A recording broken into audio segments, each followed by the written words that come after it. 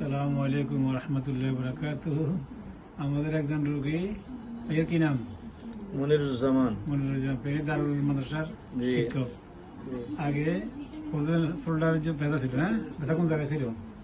হাতে এক্সরে আসলো, হজে সবার এক্সরে আসলো। না, এর আগে একটা ব্যথা ছিল না এখানে? একটা কথা আসলো, হাত উঠতে উঠতে পারতেন নি? ডাইন হাতে, এটা ঠিক গেছে। উঠতে পারতেন নি? তখন কষ্ট হইতো, অনেক কষ্ট হইতো। কত সালে এসেছিল মনে আছে? না এখন থেকে প্রায় মনে করেন 10 বছর আগে।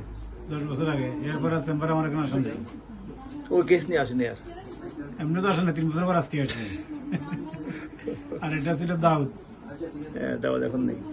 দাউদ নাই তখন। দাউদ ছিল ফ্রোজেন শোল্ডারের ব্যথা ছিল, আর হলো আইবিএসের সমস্যা কিছু ছিল, এটা এখন ক্ষমতা নাই। এখন নাই। হ্যাঁ, এই গত কয়েকটা বছর এসব রোগের জন্য, যে 10 বছর আগে যে শোল্ডার জয়েন্টের ব্যথার জন্য আসছিল, এই ব্যথা কি আর ফিরিয়ে আসছে?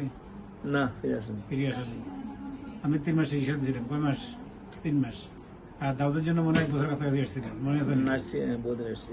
দাউদের জন্য আসতেছে, বিরক্ত হয়ে গেছেন। আমি বলছি বিরক্ত হওয়ার দরকার নাই, সমাজের মাঝে মাঝে আসিয়েন। হ্যাঁ, অনেক কষ্ট হচ্ছে আপনারা, আল্লাহ ভালো করছে। আর টয়লেট এখন মোটামুটি ক্লিয়ার আছে না? একটু আনক্লিয়ার। একটু ক্লিয়ার আছে। এখন সমস্যা কি হয়?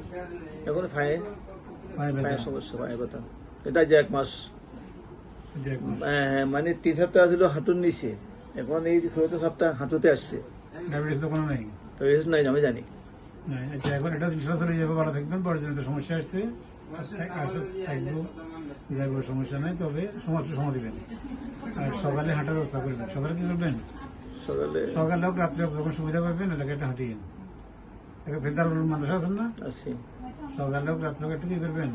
হাঁটাহাঁটি করবেন। এই যে এই জয়েন্টের ব্যথাটা সাধারণত অনেকদিন ভোগ করে। আমরা সাধারণত 3টা মাস সময় নিই, তার মধ্যে কেউ 1 মাসে ভালো হয়, কেউ 3 মাসে ভালো হয়। জি। হ্যাঁ, আপনার কালে 3 মাসে ভালো করছে। তবে দাউদের জন্য আপনি প্রায় 1 বছর চিকিৎসা নিয়েছিলেন। জি। গত 10 বছরের মধ্যে গত 3 বছর এখানে আর আসেন নাই? না। 3 বছর এসেছেন না? না, আসেনি। শরীরে কোনো সমস্যা হয়েছে না? না, কোনো সমস্যা এখন নেই। বয়স কত এখন? বয়স তো অনেক, 78। আর তো কোনো ওষুধ খেতেছেন এখন? যে না, ওই ফেসারে একটু খাই আর কি। প্রেশার একটু খান? ফেসারে খাই। তাহলে 78 বছর বয়স্ক একটা মানুষ আলহামদুলিল্লাহ প্রেশারের জন্য একটু ওষুধ খান মাঝে মাঝে, এই তো। শিক্ষকতা করেন? শিক্ষকতা করেন? হ্যাঁ, শিক্ষকতা সব কিছু করি, আলহামদুলিল্লাহ। মাদের পরিচালনা করি। আমাদের পরিচালনা করেন। এই 78 বছর বয়সে বর্তমান সমাজে যে যারা ওষুধ ইউজ করে, এরা পেশা কর্মত নেই, খুব কম। এবং যারা ওষুধ নির্ভর শরীর, তারা অসুস্থ। তারা কি অসুস্থ?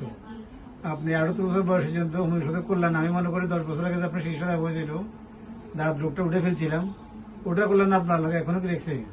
ভালো রেখেছে। ইনশাল্লাহ ভবিষ্যতে আরো ভালো থাকবেন, শরীরে কোনো রোগ আসবে না। আমি বারবার একটা কথা বলি, শরীর নষ্টের মূল্য স্কিন ডিজিজ। নষ্টের মূল্য কি? Skin disease. যার চুলকানিটা প্রপার ওয়েতে চিকিৎসা হয়েছে, তার শরীরে রোগ থাকার কথা না। আর যেটা মলম লাগে ডুবে দিয়েছে, তার শরীরে মাল্টিপল রোগে সে আক্রান্ত হয়। তার একটা প্রমাণ হলো আপনি। অনেক প্রমাণ আছে, আপনি আর একটা প্রমাণ আমি উপস্থাপন করলাম যে আপনি 78 বছর বয়স, আপনি 78 বছর বয়সে খুব একটা ওষুধ নেন না, মাঝে মাঝে হার্টের জন্য ওষুধ নেন। আর আজকে এবার 3-4 বছর পর আমার চেম্বারে এসছে, অন্য একটা ব্যথার সমস্যা নেই। এটা বর্জনিত সমস্যা, হাঁটাহাঁটি করবেন। আর একটা অ্যাডভাইস কিছু ওষুধ দেবো, চিকিৎসা হয়ে যাবো। চল আগামী দিনে নামাজ। হ্যাঁ, ঠিক আছে। আসসালামু আলাইকুম।